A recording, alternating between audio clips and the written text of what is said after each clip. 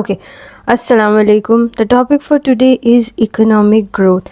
Economic growth is measured by gross domestic output or GDP, gross domestic product, or it's also called national product. How do we define economic growth? Economic growth is an increase in the amount of goods and services per head of the population over a period of time. GDP, gross domestic product, or the national product can be measured using three ways: output, the total output, the income, or the expenditure method. All these methods will give the same figure because an output of 20 billion will give rise to income of 20 billion, which in turn will be spent on the output, and this is also called the circular flow of income. Circular flow of income is the movement of expenditure, income, and output around the economy. If we look at these figures, first the output is generated. Through this output, people earn while producing this output.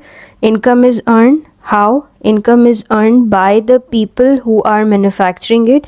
They in turn spend, and that expenditure goes to the firms to again generate output, and this is called the circular flow of income. Another detailed figure of circular flow of income is that households, they spend, which is called consumer expenditure. The money spent by the consumer goes to firms, and firms in turn produce income for which people? For the labor or people working. This is the income for labor, and this is the income for firms that comes from household expenditure, because people purchase goods and services from the firms, which generates income for them. So, methods of calculating GDP, we already know that gross domestic product is equals to aggregate demand, is equals to consumption, is equals to investment, government expenditure, and net exports. How do we calculate the GDP? GDP can be calculated in various ways. Number one, we calculate the value added. Value of the output of the car industry includes output produced by the steel and tire industries. Also, to avoid the problem, economists include value added by each firm at the stage of production. Value added is the difference between the sales revenue received and cost of raw material. This is not equal to profit. Why? Because revenue minus cost of raw material. We need to include other costs such as marketing expenses, packaging, etc. when we calculate profit. So we only include cost of raw material when we want to calculate the value added, right? So the value added, you calculate the output or the value added, use the value added method to calculate the GDP, right? Second one is income methods includes all the incomes which have been earned in producing the country's output. Transfer payments are not included in income. What are transfer payments? It's transfer of income from one group to another group in return for providing goods and services, because there is no corresponding output of goods and services. If we want to see what are transfer payments, let's take another example. Transfer payment is a one-sided payment. No, not in government terms. Or in government terms, okay, let's observe it in government terms. Transfer payment is a one-sided payment by the government to individuals or groups without receiving a good or service in return. Right? It's a way of redistributing income and they are not included in the calculation of GDP. So, example of transfer payments would include welfare programs,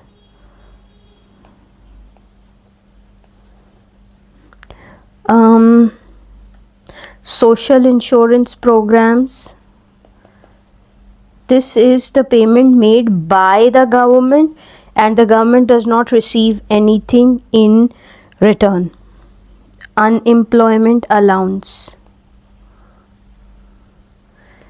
The question is, how does it classify as income? It's the income of people who receive it, but this is not added in all the incomes that we are considering to calculate the GDP. This is a transfer payment. A transfer payment is a payment in which there is a one-sided payment. The government makes this payment and the people who earn this, they do not give anything to the government in return. It is supposed to be two-sided when it's classified as income. ठीक है, तो ये one-sided होता है. Expenditure method adds up all the expenditure on the country's finished outputs. Some of them may come from foreigners when in form of export money. So what does expenditure include? Expenditure includes some of this comes from foreigners when they buy countries' exports. Some of the expenditure in the country goes to imports which are not produced in the country and which do not generate income from citizens of the income for the country's citizens. So basically in the expenditure method, it's necessary to add exports and deduct imports because imports is not generating income for the citizens of the country. It's generating income for people from whom you are importing stuff. So total expenditure on country's output and hence its GDP includes consumption, C, investment, I, government expenditure, G, and exports minus imports, which is X minus M. This is M, not I, right? So this is the total expenditure. Okay. Then we have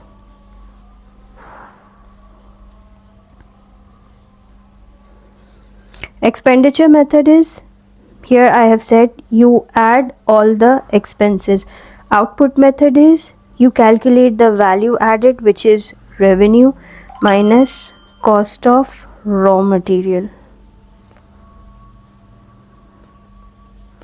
And then income method is payments for factors of production. Income is payment for factor of production, interest, profits and wages, and transfer payments not included. Right? In income method, transfer payments not included. What is a transfer payment? One-sided payment. ठीक है. अच्छा. Nominal GDP versus real GDP. These are two concepts.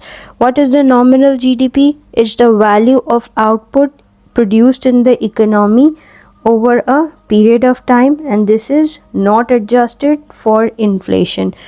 Whereas real GDP is the value of output adjusted for inflation, and it is measured when in a way that it assumes that prices are unchanged over a period of time. It provides the measure of real output of the economy. We have to to grasp the real picture of economic growth, we just don't have to assess the output, but we also have to assess the economic growth. We have to adjust the nominal GDP for inflation and convert it to real GDP, right? Nominal GDP figures may give misleading impression of what is happening to the country's output, because if the prices rise by 20% in a year, there will be 20% rise in the nominal GDP even if the output does not change, because if the total consumption say increases by 20%, then it will show a 20% increase in the nominal GDP, whereas the output has not changed. The consumption is the same, but the consumption figures have increased by 20% because the prices have increased by 20%. Right? Now, how do you adjust the nominal GDP for inflation and convert it to real GDP? You multiply the nominal GDP with the price index in the base year and divide it by the price index in the current year. Let's understand this calculation using an example, because just a theoretical application is not enough. Okay, so before we move to look at this example, I want to show you some formulae. The formulae are: change factor is the percentage by which the GDP has actually changed while being adjusted for inflation. This is the change factor that you calculate by using the old index, which is the base year index, and this is the new year index or the new index. Okay, and the actual change is nominal change multiplied by change factor, right? And percentage change in GDP is the actual change minus base year GDP upon base year GDP, which will give you the percentage change. So let's apply these formulae to the given example. Let's have a look at it. Okay. These are the formulae that we will be using. Okay, so let's have a look at the example. In the base year, GDP is 800 billion and the index is 100. The new GDP is 900, right? So if the GDP increases from 800 to 900, this is the nominal GDP. It will give an impression that the GDP has increased by 12.5%. How? New GDP 900, old GDP 100 upon old GDP 800 and multiply by 100. So this gives you 100 multiply by 100 upon 800, and when you calculate it, it will give you 12.5%. This is a huge increase in the GDP and it's very unreal. Okay, this does not happen in practicality. So if this happens, this is giving you a false impression, right? This is giving you a false impression. Let's leave this calculation here and let me write false impression. This does not happen, and this is GDP, nominal GDP, not adjusted for inflation. But in reality, if the index changes to 110, the index will definitely change. What is this index? Price index. As the price goes up, the price index changes. Price index means the total change in the bundle of goods and services that are regularly purchased. For example, if a normal household has necessities with a price index of 100। Price index की calculation आपके पास नहीं आएगी, कैसे calculate होता है, क्यों होता है, उसकी साइंस में नहीं जाना, ठीक है ना। और जैसे ही प्राइसेस बढ़ेंगी तो प्राइस इंडेक्स चेंज हो जाएगा, 112 हो जाएगा, 110 हो जाएगा, कुछ भी हो जाएगा, ठीक है ना। तो जब इन्फ्लेशन होगी तो प्राइस इंडेक्स चेंज होगा, बेस ईयर और करंट ईयर के प्राइस इंडेक्स में डिफरेंस होगा। तो अब क्या हुआ है जी, बेस ईयर का इंडेक्स है 100 एंड न्यू इंडेक्स इज 110। तो हम इसका चेंज फैक्टर निकालेंगे, ठीक है। चेंज फैक्टर कैसे निकलेगा, इस फॉर्मूले से निकलेगा, ओल्ड इंडेक्स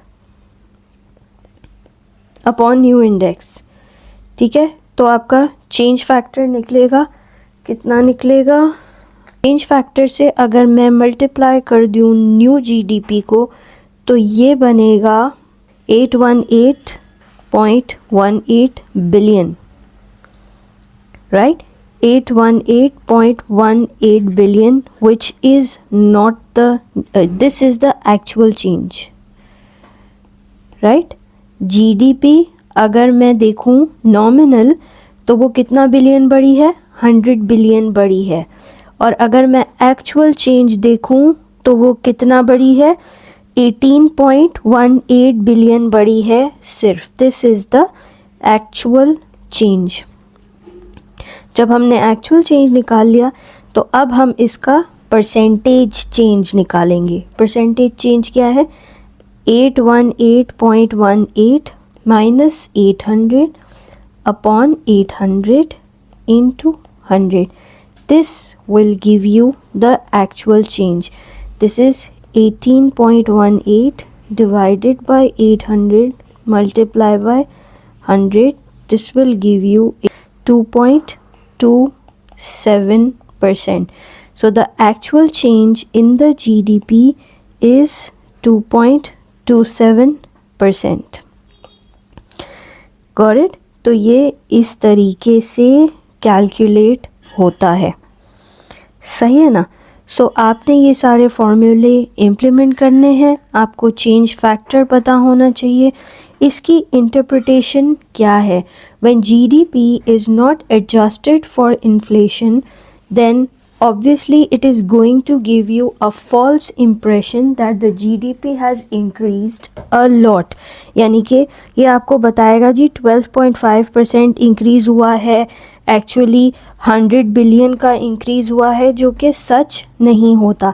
जब आप एक्चुअल चेंज निकालेंगे तो आपको पता लगेगा 18.18 बिलियन का चेंज हुआ है, which is just 2.27%, and this is the actual and real change in the GDP. Next है आपके पास real GDP per head. Real GDP per head is GDP at constant prices and so adjusted for inflation. You divide it by the total population, right? So it decides, or it actually highlights the actual standard of living of people and what is happening with the standard of living of people, if it's growing, if it's improving, or if it's going down. If GDP growth is slower as compared to population growth, then standard of living for people will be declining. But if GDP growth is faster than population growth, then standard of living of people will be improving. For example, per capita का मतलब होता है per head, ठीक है। चलो इसको एक example से देखते हैं। If GDP is 80 and the population is 20 million, the real GDP is per capita. How do you calculate per capita? GDP upon population. So if GDP is 80 billion and the population is 20 million, right? 3 zeros का फ़र्क है, so it will be $4,000 per capita or per head. But if the GDP rises to 90 billion and population rises to 30 million, the GDP becomes billion and million. GDP becomes $100,000 per head. Real GDP normally grows more rapidly than the population, where GDP per head increases. ठीक है, तो हमें देखना है कि percentage change in GDP कितना है और परसेंटेज चेंज इन पॉपुलेशन कितना है. यहाँ पे हमने देखा जीडीपी 80 से 90 बिलियन पे चली गई है, तो 10 divided by 80 10 divided by 80 multiply by 100. ठीक है, तो this is 12.5% increase in GDP growth. लेकिन पॉपुलेशन ग्रोथ कितना है भाई? पॉपुलेशन 20 से 30 हो गया है, तो 10 डिवाइडेड बाय 20 इंटू 100. ठीक है, ये है 50%. ये कितना है? पॉपुलेशन का ग्रोथ है. तो मैंने आपसे कहा अगर GDP growth is slower then population growth, standard of living will go down, यानी कि GDP per capita will go down, जो कि इस केस में हमने देखा. ठीक है, लेकिन अगर GDP growth is faster than population growth, then standard of living goes up, means GDP per capita also goes up. Normally ऐसा ही होता है क्योंकि output increases more rapidly than population growth. लोग जो हैं वो इतने जल्दी जल्दी पैदा नहीं हो रहे होते और इतनी जल्दी जल्दी बहुत सारी माइग्रेशन भी नहीं हो रही होती. ठीक है, सो GDP per capita measures the standard of living of people if it's improving or if it's decreasing. Population size is a significant contribution to changes in real GDP, and yes, that is why some economists suggest that real GDP per head should be calculated as a or should be used as a measure of economic growth. What are the difficulties in measuring GDP? Number one, there can be unrecorded activities, which are activities carried out in the illegal market or in the black market, which are not known to the government and which is not registered. Some people do this to save taxes also, and some people are trading goods and services which are illegal. Certain activities that are on a small scale, done on a small scale but still unregistered and hidden from the government, because registering them requires a lot of money. Illegal work such as drug dealing, it is bringing in money in the country, yet it is unregistered and not part of the output of the country, right? Earning of illegal immigrants, that is also not output of the country which is registered. Unregistered output it is, but it's not registered, so the GDP in itself is a misleading measure of economic growth. There can be undeclared economic activity as well, including the illegal activities, banned activities by the immigrants as well. So it's very difficult to get the real picture of economic growth due to these things, where GDP is sometimes understated and sometimes it is overstated as well if it's not adjusted for inflation. There are non-marketed goods and services also, which these products are not bought or sold. Family members who produce food for their own use, including subsistence agriculture, which is the output of agriculture goods used by farmers for themselves. This is the output, but it's not sold to anybody. It's consumed without any money. The only money that was poured into the economy was when seeds were bought, right? And then we have recession. In recession, there is an economic downturn and GDP declines over a period of 6 months or more. Time period is also sometimes referred to as 2 successive quarters. It's the period of negative output with less being produced than the previous period. In the recession period, there is high level inflation, standard of living of people goes down, there is high unemployment, people lose their jobs, there's cost cutting, and consumption also comes down, so collectively the GDP of country comes down. What are the causes of recession? We are going to study causes of recession in the next class or in the next video. For this one, we stop right here.